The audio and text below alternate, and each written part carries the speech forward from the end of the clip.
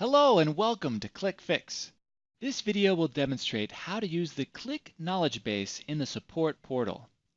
Our unified search engine allows you to search support-driven content across the Qlik Knowledge Base, Qlik Community, Qlik Help Site, and multiple Qlik YouTube channels, all from one place. To reach our knowledge base, you need to navigate to support.qlik.com. At the top under Knowledge, you have one-click navigation to popular topic-based content. We use data analytics to identify and organize essential content. Under Popular Topics, you'll find support-driven content users have searched for, liked, and used the most.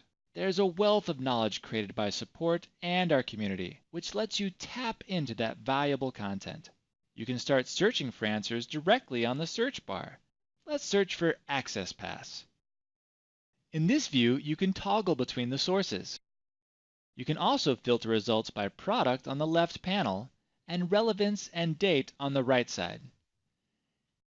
If you navigate to Qlik Help, you can also filter by the product version.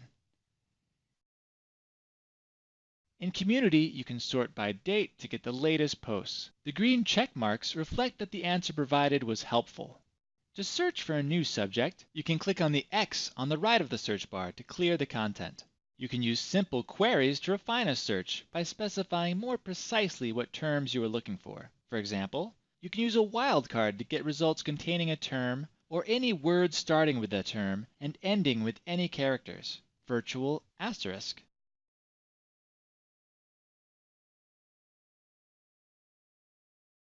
Another tip is to use double quotes, which will show results containing exactly the phrase between the double quotes. Let's search for process terminated.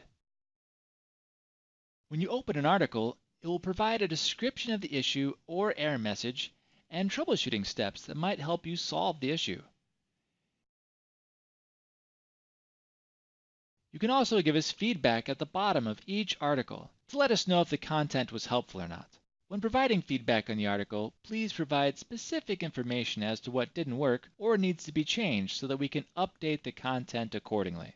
I hope this helps. If you'd like more information, take advantage of the expertise of peers, product experts, and technical support engineers by asking a question in a Qlik product forum on Qlik Community. And don't forget to subscribe to the Support Updates blog. Thanks for watching.